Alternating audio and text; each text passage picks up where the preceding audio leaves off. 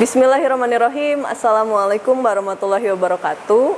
Bapak Ibu dosen penguji yang terhormat, perkenalkan nama saya Hilda Asri Widyastuti, mahasiswa PPG dalam jabatan periode 2 dari Universitas Negeri Malang. Berikut video uji kinerja saya.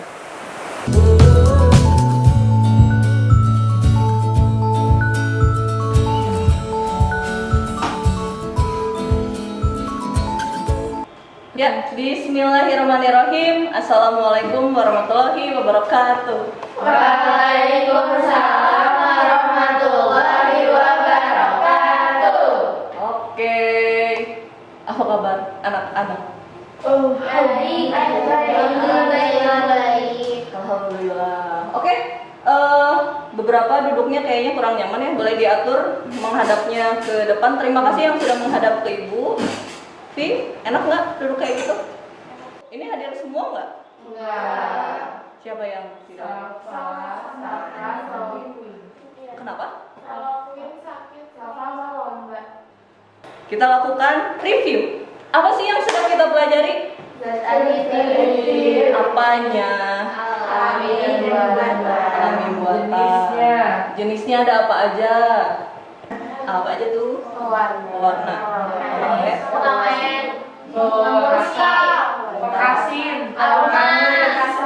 Penyedap rasa.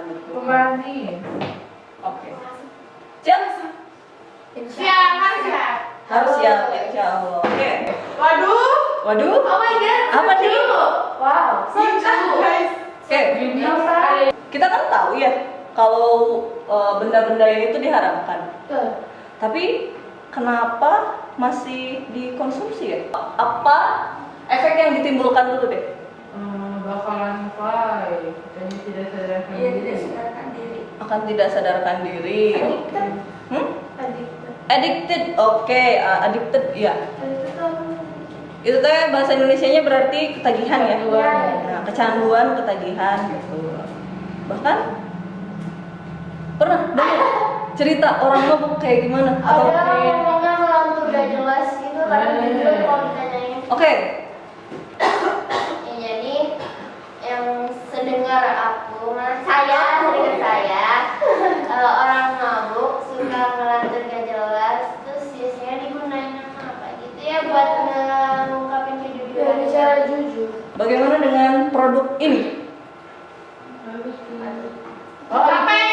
Tapi itu Betul, ada alkoholnya kan? Tapi ada apa? alkoholnya dari fermentasi. Iya dari fermentasi ya. Betul. Berarti sama ini. Loh, berarti selama ini kita kan konsumsi benda haram dong. Enggak kan itu di bawah berapa persen gitu, ada beberapa persen yang diharamin. Terus kalau di bawah itu bakal nggak apa-apa masih halal gitu. Oke, kita lihat ya. Kalau tadi kan berarti berdasarkan pengetahuan kalian. Tapi kalau ibu tanya sumbernya dari mana, kalian paling jawabnya apa? Dalil. Ortu apa? Dalil. Masya Allah. Oke. Baiknya kalau kalian menyatakan sesuatu, jangan lupa cantumkan sumbernya. Nah, ini dari hasil penelitian, jurnalnya nanti ibu share ke kalian ya. Ini bahkan sampai diterbitkan di International Journal of Food Science and Nutrition. Volumenya ada, halamannya ada, tahunnya ada. Kalau kalian menemukan kata etanol, itu tuh tetap termasuk jenis alkohol ya. Ini katanya kan kalau kita buat tape atau makanan yang beralkohol, pasti ada masa fermentasinya kan. Dan kalau kita lihat, ternyata semakin lama kadar alkoholnya gimana? Makin tinggi, betul. Nah, kalau tape gimana? Kan tape itu biasanya kita satu hari sampai 2 hari. 2 hari sih paling full ya kan? Nah, berdasarkan jurnal ini, kadar alkohol dalam tape mencapai 2,707, hampir setara dengan bir. Nah, semakin lama prosesnya, rasanya memang akan makin manis dan agak asam-asamnya kan ya. Terus ada nyerangnya itu alkoholnya. Tapi berdasarkan fatwa MUI, jadi sudah didiskusikan ini oleh para ahli, tape itu termasuk air tape, tidak termasuk khamar. Kecuali apabila bukan gitu. Nah, yang jadi haram kalau misalkan kita buat minuman keras dari perasan air tape. Jadi standar disebut khamar itu kalau kadarnya sudah 1%. Gitu. Terus sedikit informasi tentang alkohol. Kalau gitu, kenapa level senang mengkonsumsi tape dengan alkohol beda? Pernah dengar orang kecanduan peyem? Kejar apa? Peyem, tape? Belum kan? Tapi kenapa kita mendengar istilah kecanduan alkohol? Ya Pak. Kenapa sih dikonsumsi terus-terusan? Jawabannya tadi berhubungan dengan jawabannya Kai. Apa coba? Karena adiktif. Betul. Jadi zat adiktif itu adalah zat yang membuat ketagihan. Oke. Nah, apa sih manfaat mempelajari materi ini? Menurut kalian apa? Kenapa harus mempelajari materi ini? Supaya kita tahu dan menambah pengetahuan kita, memperluas pengetahuan kita. Oke, bagus. Nah, ini berhubungan dengan alkohol tadi ya. Kan kita tahunya alkohol negatif atau misalkan ya ada sih alkohol yang bisa dimakan ya kan. Tapi sebetulnya bukan hanya urusan perut. Ternyata alkohol itu atau bir ya, itu awalnya itu minuman obat. Bahkan buktinya ada di tulisan di Mesir kuno 1600 sebelum Masehi. 1 Masehi, kita sekarang 2022, itu hitungannya Masehi. Jadi start Masehi itu ya dari tanggal 1 ini 1600 sebelum Masehi gitu. Jadi sudah lama sekali gitu. Bahkan di tulisan Mesir ini ada isi 100 resep pengobatan pakai bir. Sementara sekarang bergeser ya. Jadinya justru orang berobat karena bir. Kan sedih ya. Gitu. Oke. Betul ya tadi kita akan memperluas pengetahuan tentang zat adiktif. Apa saja yang akan kita lakukan hari ini? Cuk. Itu menjelasin jenis-jenis zat adiktif ke orang-orang. Betul, menjelaskan jenis-jenis zat adiktif. Sofi? Menjelaskan dampak penggunaan zat adiktif bagi kesehatan benar-benar. Oke, menjelaskan dampaknya. Tahu jenis, tahu dampak. Selanjutnya siapa lagi? Kiki? Dapat menganalisis upaya menjaga Diri. dari bahaya zat adiktif dan kesehatan dengan baik. Terus yang terakhir? Rifla? Kita presentasiin hasil penyelidikan kita, dari hasil penyelidikan jenis-jenis zat adiktif kita, terus dampak sama upaya buat apa sih ngejaga diri biar gak ketagihan. Oke, sip. Terima kasih semuanya. Berikutnya apa yang akan Ibu nilai? 1. Pengetahuan kalian. Kan tadi dapat memperluas pengetahuan hari ini Bu. Oke. Nanti akan dilakukan tes ya, soal esai sebetulnya, esai dan PG itu di Google Form. Sudah di-share ya di grup. Nanti dikerjakannya di akhir. Lalu untuk sikap, 2 aspek ini yang akan Ibu nilai, kerjasama kalian dan tanggung jawab. Lalu untuk keterampilannya, Ibu lihat kemampuan kalian nanti mengajukan pertanyaan, mengemukakan pendapat, lalu mengkomunikasikan hasil diskusi. Siap? Siap. Ya. Silakan buka tautan. Tautan itu linknya, link di grup WhatsApp. Scan QR code di LKPD. Sudah dibaca belum? Ini kan sudah Ibu kirim ya, yang ini. Sekarang kalian boleh skimming LKPD-nya. Terus jangan lupa nanti scan QR code-nya ya, kalau misalkan ada yang belum membaca. Kalau gitu 3 menit bacanya skimming, lalu tentukan, bisa? Oke, silakan.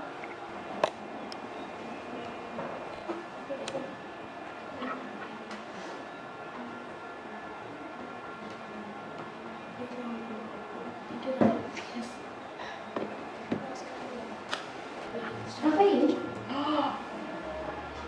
Sahab 200 charger. Ya Allah, biar kamu ngapain? Gimana? Udah baca 3 beritanya? Sudah. Gimana? Ada yang tertarik? Maka kita cari Morfin, kita morfin. Kalian morfin, yakin? Yakin. kita kafein. Kalian kafein. Kalian? LSD, oke, baiklah. Ini kelompok Rila gimana? Safanya kan nggak ada. Safa katanya tadi itu kan pas bawa HP kan ke sana, terus dia ngechat apa yang bisa aku bantu nanti kalau misalnya bikin PPT apa bisa aku bantu online. Jadi meskipun berdua, bantunya online. Ya. Canggih banget. Canggih. Nah, setelah kalian memilih, halo, setelah kalian memilih permasalahan, mari kita buat rumusan masalahnya. Setelah kalian baca artikel tadi, ada permasalahan apa saja yang kayaknya perlu ini untuk dibahas? Kiki, Mengapa kita bisa kecanduan terhadap boleh. Begitu. Ya. Ada lagi? Rila, Bagaimana ciri-ciri orang kecanduan kafein? boleh. Bagaimana ciri orang yang kecanduan kafein? Jadi kalau morfin, misal mau pakai bahasanya Rila, boleh. Tinggal ganti dengan morfin. Sachi, pertama, bagaimana dampak yang kita dapatkan ketika kita mengkonsumsi oksigen? oke. Bagaimana dampak yang didapatkan ketika mengkonsumsi hal tersebut? Boleh. Kalau kita ngomongin dampak, apakah selalu sesuatu yang negatif? Iya. Ada positif, Ada positifnya. Ada positif, ada negatifnya, betul ya? Kayak dua mata koin. Terus ada lagi? Rila lagi. Bagaimana cara kita agar tidak kecanduan kafein? Bagaimana cara agar tidak kecanduan kafein? Oke, kalau begitu silahkan berdiskusi. Kita kafein bukan? Terserah. Nanti di presentasinya mau apa? Tapi aku nggak pernah. Tidak pakai KPD. Ya, aku ada. Ayo, saya kira. Oke, kalian bagian apa? Ini gimana? Bagian ada bagian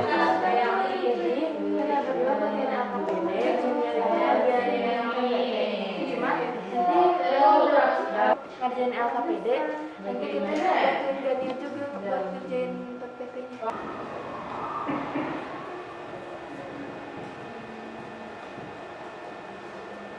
Jangan lupa nanti dikirim ke sini ya, LKPD ya.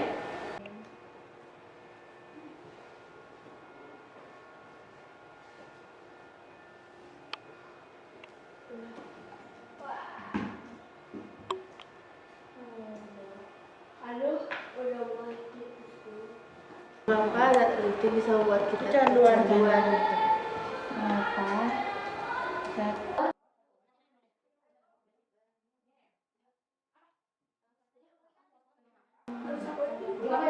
Kenapa? Ini dulu guys. Nama zat adiktif itu, zat yang adiktif itu Buka belajar dulu.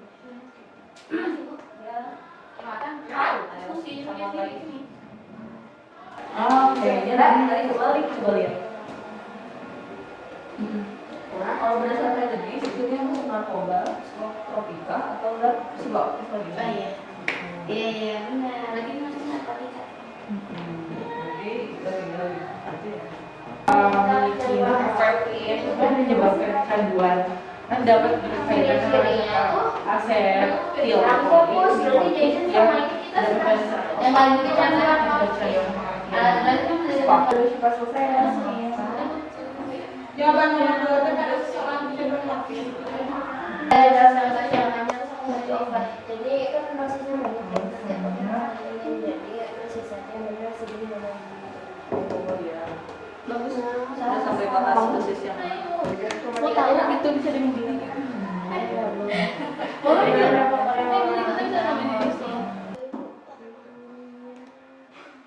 Segini.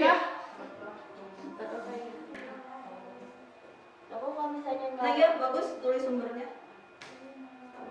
nanti aja ibu udah Boleh nggak? Boleh banget bikin daftar pustaka. itu alorok ya disukaan itu yang ini Kayak pokok yang di vokalis gue Iya. ada dong yang di poka-poka itu Oh, saya untuk masnya kan? Ini ada di sini ya, daftar ya. Ya, sudah sampai mana? Sudah beres? udah Oke, kita coba putar dulu aja ya. Oke. Yang pertama tampil, glasses. Oke. Pas ya, kalian sudah beres. Berikutnya, rawar papi wah, yes Pas banget. Papi.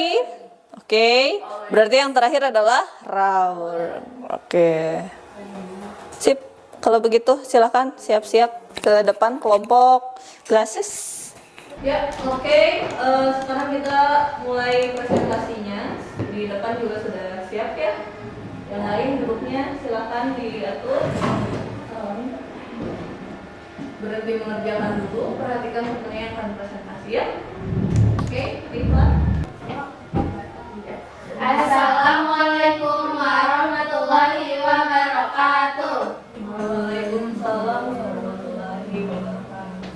Kami dari kelompok 2 atau kelompok ILS akan mempresentasikan tentang zat adiktif, yaitu salah satu zat adiktif yaitu morfin.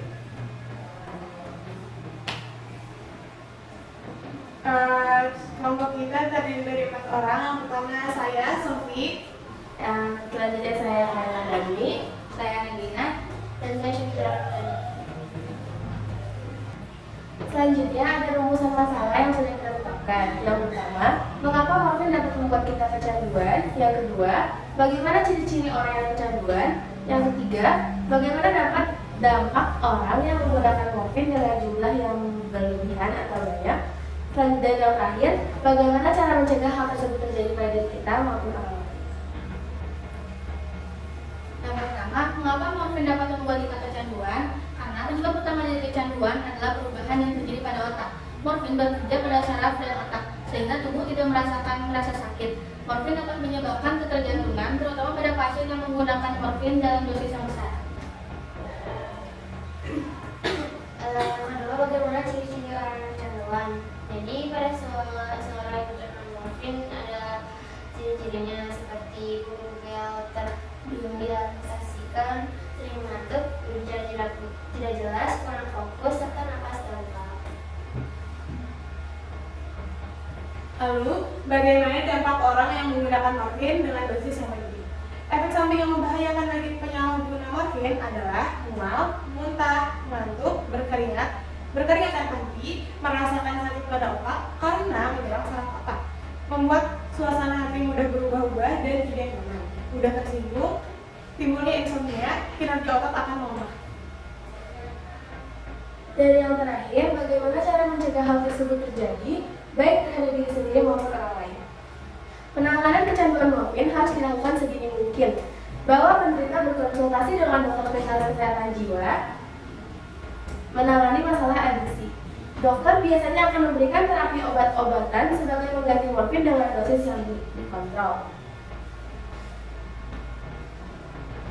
Fun fact, dosis morfin berikut ini adalah dosis penggunaan morfin untuk dewasa 5 sampai ini dosis standar. Dosis standar untuk dewasa 5 sampai 20 mg setiap 4 jam. Anak usia 1 sampai 5 tahun 5 mg setiap 4 jam. Dosis maksimalnya adalah 30 mg. Untuk anak usia 6 sampai 12 tahun 5 sampai 10 mg setiap 4 jam.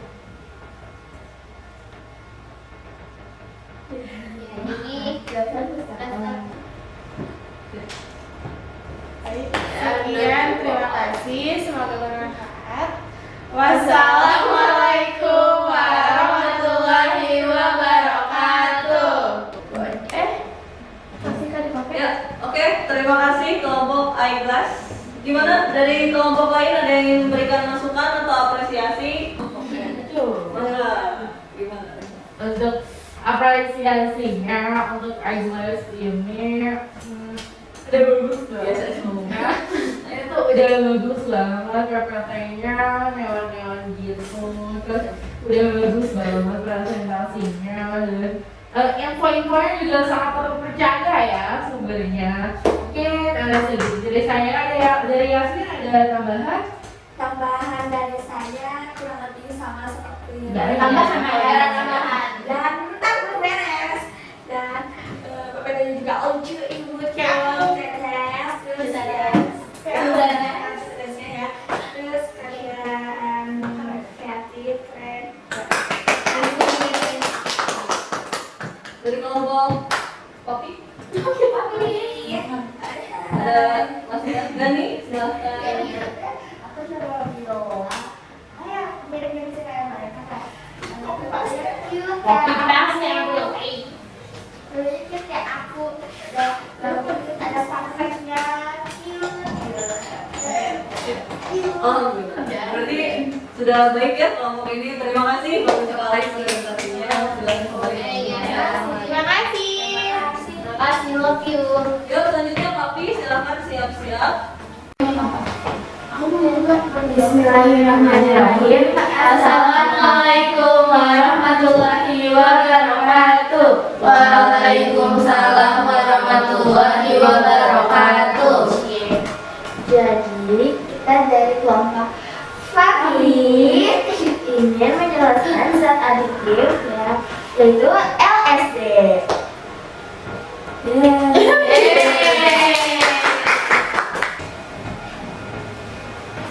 Kemudian, apa itu LSD?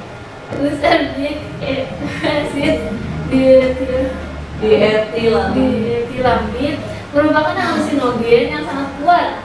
Narkotika ini dibuat secara sintetis dari asam lysergat yang ditemukan dalam ergot, jamur tumbuh pada gandum hitam dan biji-bijian lainnya. LSD diproduksi dalam bentuk kristal lalu dicampur dengan bahan aktif lainnya atau diencerkan sebagai cairan untuk diubah menjadi bentuk yang dapat dicerna. Narkotika ini tidak berbau, tidak berwarna dan rasanya agak pahit. Zat ilegal ini dibuat dalam berbagai bentuk, dan yang paling umum adalah kertas tinta, yang mana LSD direndam pada lembaran kertas penyerap dengan desain warna-warni yang dipotong kecil. Bentuk lainnya adalah kertas tipis, tablet kecil yang disebut microdose atau kapsul, cair pada gula batu, dan bentuk cair putih. Efek mengkonsumsi LSD. Efek positifnya menjadikan obat untuk bersenang-senang, rekreasional maupun mencari ketenangan atau meditasi, serta dapat meningkatkan fokus dan meningkatkan IQ. Ya. Jadi emang udah diuji juga sama di Harvard gitu. Nah, efek negatifnya halusinasi, persepsi visual yang terdistorsikan, psikosis parah.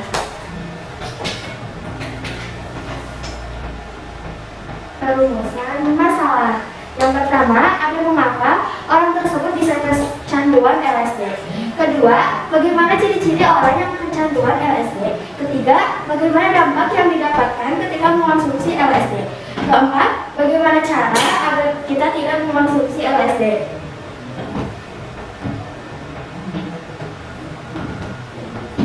Rumus asal yang pertama, mengapa orang tersebut bisa meminum LSD?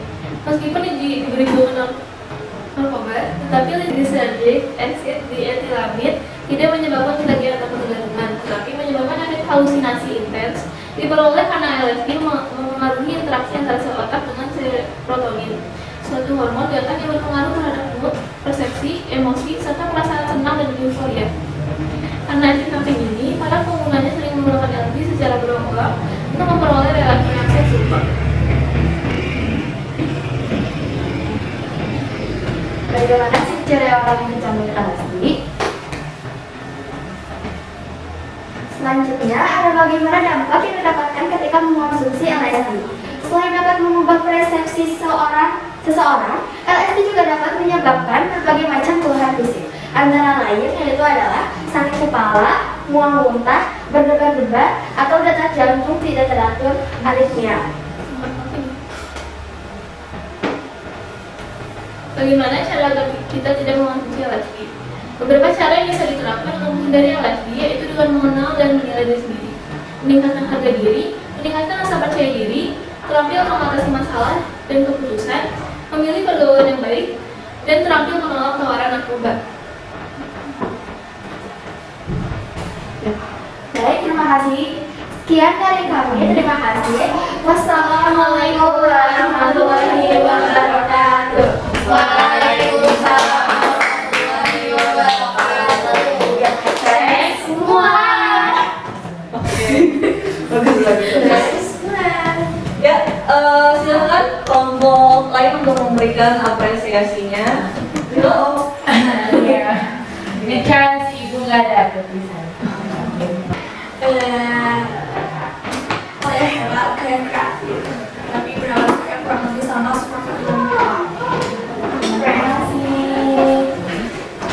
Ya.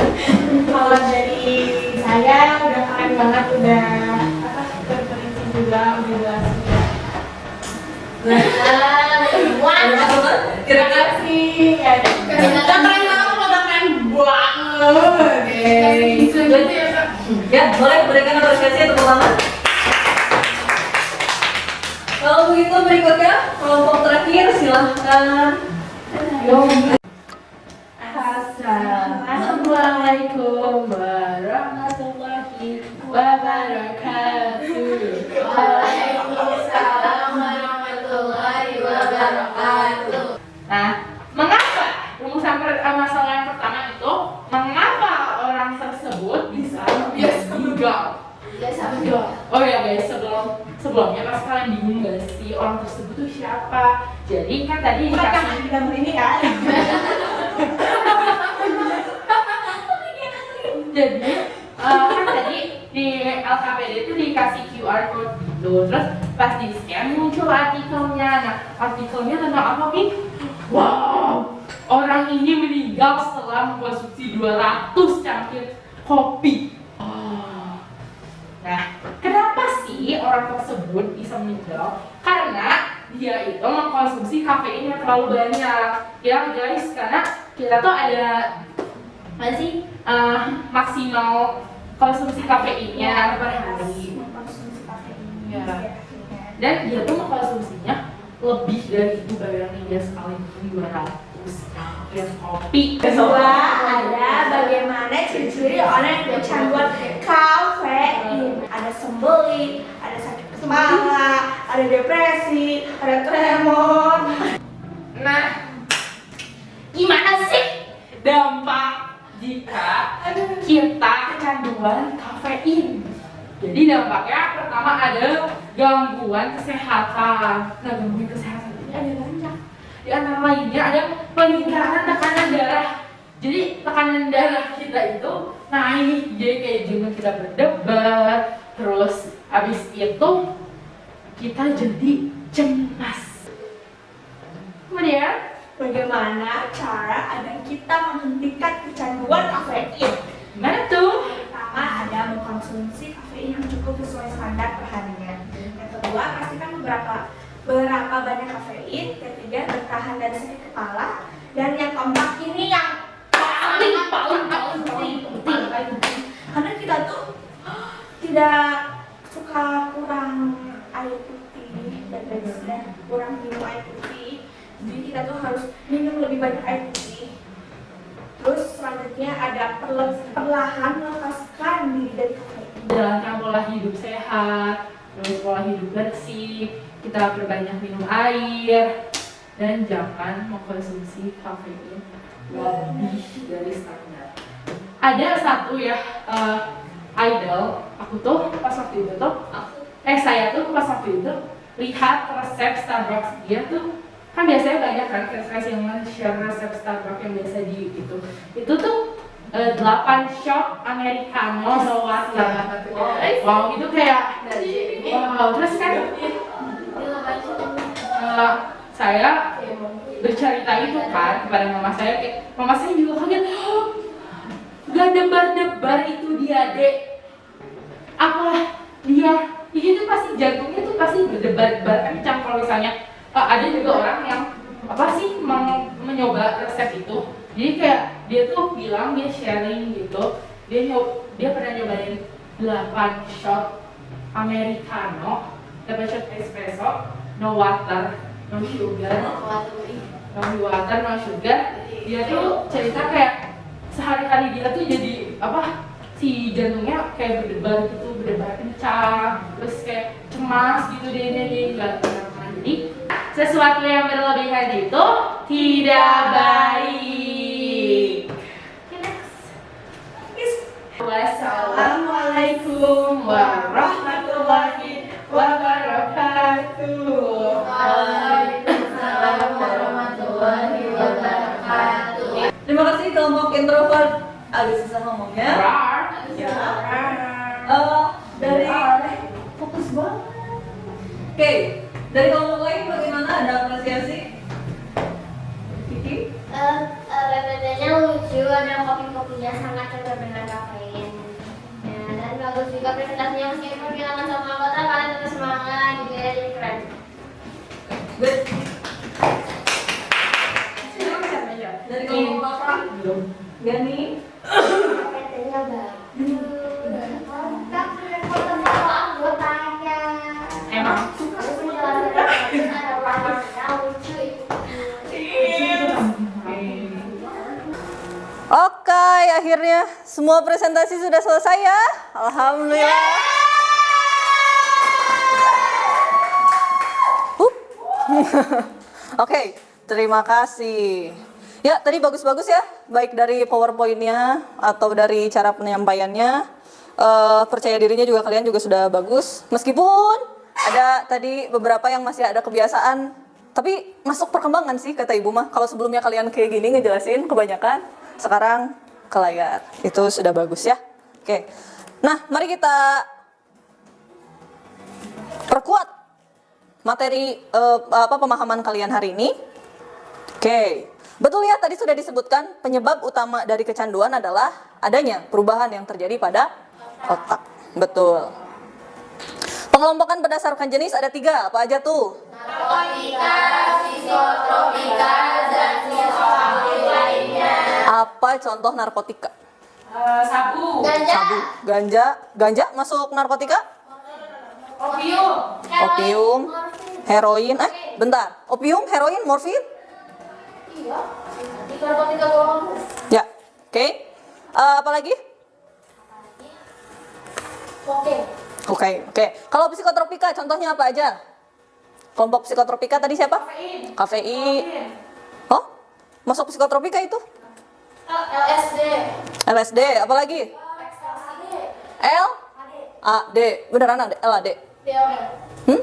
D, O, M, ya betul. Oke. Zat psikoaktif lainnya? Alkohol, apa lagi? Nikotin, kafein. Oke, good. Sekarang pengelompokan berdasarkan efeknya. Ada stimulan, depresan, halusinogen. Apa tuh bedanya? Yang stimulan tadi siapa? Stimulan. Oh, kayak itu dia jadi gak ngantuk gitu. Gak ngantuk. Terus utamanya meningkatkan aktivitas tubuh. Oke, kalau depresan? Menghambat aktivitas sistem saraf, pusat nervus organ tubuh lainnya. Ya, kata kuncinya adalah menghambat. Oke. Biasanya identiknya membuat tenang. Halusinogen, ada kata halusinasi, berarti dia akan menimbulkan halusinasi. Oke. Tadi bagus ya, sudah terbahas juga morfin. Ini asalnya dari olahan getah bunga popi, tanaman opium. Kayak gini bentuknya. Getahnya yang diambil, betul. Berdasarkan jenisnya tadi termasuk narkotika ya. Ini memiliki efek sedatif, bikin tenang. Jadi kalau sedatif kalian dengar di dunia medis itu identiknya sama obat bius kan? Penenang, betul. Nah, karena ini nama lainnya juga depresan ya. Kalau penenang tadi sedatif. Oke. Nah, apa dia termasuk sedatif atau obat bius atau obat penenang? Karena dia menghilangkan rasa nyeri. Bagus, tadi sudah dibahas. Ini intensitas sakitnya sedang sampai parah. Misalnya sakit kanker, sakit jantung. Gimana caranya meredakan rasa sakitnya? Ini pakai morfin, gitu. Cara kerjanya, ini menghambat sinyal saraf. Kan dari berbagai macam jenis saraf yang dihambat adalah saraf yang mengatur rasa nyeri. Apa? Pertanyaan bagus. Nggak jadi kecanduan, asal tadi ada standarnya kan. Gimana caranya menghentikan morfin, Bu? Tadi sudah dibahas juga, cara menghentikannya adalah bertahap. Oke, selanjutnya LSD. LSD ini dia terbuat dari sari jamur, bagus. Jadi jamur-jamur yang menempel di gandum hitam dan biji-bijian ternyata dia menghasilkan asam lysergat. Apa yang membuat orang bisa kecanduan LSD? Sebetulnya kalau misalkan disebut sakau itu kurang tepat ya, karena tidak memunculkan rasa sakau itu. Tapi memunculkan rasa bahagia. Dan orang mengejarnya perasaan bahagia itu. Ingat film Escape Room? Yang bagian akhir kena cairan, terus semua jadi pusing gitu. Nah, terus ketawa-ketawa, betul. Yang horornya adalah ketika awalnya si zat tersebut masuk, muncul kan perasaan bahagia tadi. Tapi ketika kalian konsumsi lagi, anggaplah badan merasa sudah terbiasa. Efeknya gimana? Tambah dosis. Oh iya. Tambah terus gitu. Nah, yang parah lagi adalah kalau munculnya bad trip. Bad trip itu bisa mendengar atau melihat hal-hal yang mengerikan. Nah, tadi upaya juga sudah dibahas ya. Ya, kalau karena kita bukan ranahnya, konsultasikan saja dengan tenaga medis profesional. Konseling kelompok boleh, karena biasanya kalau misalkan sama-sama pernah memakai, saling berbagi cerita kan, merasa punya teman, terus ngelihat yang satu bisa berhasil keluar dari jerat narkoba, biasanya yang lain ngerasa, oh, berarti saya juga bisa, gitu. Enggak gitu. Ya. Oke, selanjutnya kafein. Kafein itu dia termasuk zat psikoaktif lainnya, berdasarkan pengaruhnya dia termasuk stimulan, sudah dibahas ya tadi, ini dampaknya. Nah, menariknya adalah kenapa bisa sampai meningkatkan pembakaran kalori dan lemak? Negatifnya karena mengganggu pemprosesan glukosa. Kan waktu sistem pencernaan kita udah belajar kalau yang di proses pertama tuh glukosa, selanjutnya lemak, terakhir protein, gitu kan? Karena glukosanya ini terhambat, makanya lemak yang diubah. Nah, negatifnya lagi adalah tadi kan meningkatkan tekanan darah, ya kan? Ya negatif ya di sisi yang sama itu mendorong jantung bekerja keras lebih. Kalau tekanan darah tinggi berarti jantung pompa lebih keras dong. Gitu. Terus insomnia. Konsumsi kafein yang aman itu 200 sampai 400 mg per hari, 2 sampai 4 cangkir kopi. Kebayang sekali minum langsung 8 shot espresso, wah gitu. Tadi horor banget, Rila. Oke, bagaimana pembelajaran hari ini?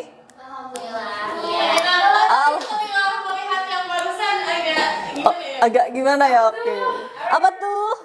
Boleh dilihat? Habis materi, terbitlah ulangan. Siap-siap ya, siap-siap. Oke. Sudah lihat kan di grup ada link untuk evaluasi? Yang ini? Yang ini? Ya, silahkan kerjakan ya. Ini.